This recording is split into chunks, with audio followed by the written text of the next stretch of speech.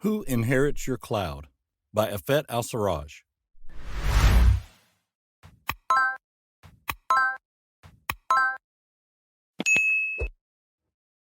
Until a few years ago, people used to inherit all tangible things and belongings from their loved ones once they have passed away. From real estate, jewelry, and cars, to a library of thousands of books and albums, people were and still able to bequeath them to their relatives and friends who they left behind. That was before today's online social networking and cloud computing. However, as the number of people who are shying away from keeping things on paper is growing, and instead they interact with their friends and peers through social media platforms such as Facebook or through emails, inheritance and wills law, as we know it today, is bound to change due to the increase of the cloud computing usage by people as well as by government. Who would have inherited Emperor Hirohito's cloud if he had had one? When Hirohito died in 1989, there was no such thing as cloud computing. Now I wonder who inherited or will inherit Steve Jobs' cloud. It might sound easy, but it's more complex than one might think. Attorneys and executors didn't have much problem executing wills. However, inheriting cloud computing has proved to be more challenging that some states have put in legislation to cope with this breakthrough technology. It is problematic for someone to have the same rights with digital content that he or she would have with print books or CDs, as customers do not own digital files but rather a license to use them.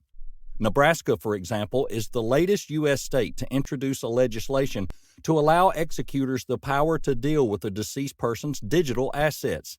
Senator John Whiteman introduced a legislative bill number 783 in which he tries to clarify the rights of an executor with regards to deceased persons' digital legacy. The bill states, the executor or administrator of an estate shall have the power, where otherwise authorized, to take control of, conduct, continue, or terminate any account of a deceased person on any social networking website, any microblogging or short message service website, any email service websites.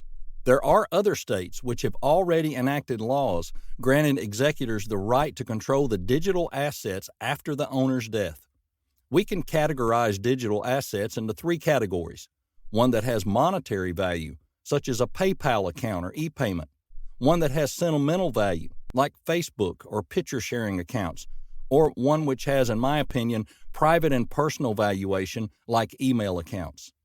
It's controversial as to what to do with a deceased person's digital assets, how to legally handle the situation with regard to giving access to the deceased relatives or heirs, or whether the content should be deleted by the company. Apple and Amazon, for example, grant users of their website and contents non-transferable rights, which means if someone buys an album of Michael Jackson's, they can't give it to his or her children or siblings.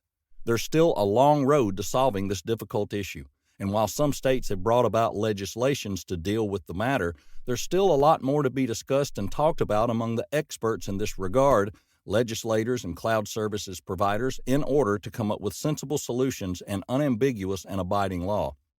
I find it hard to imagine a situation where a family would be okay with losing a collection of 10,000 books and songs, says Evan Carroll, co-author of Your Digital Afterlife.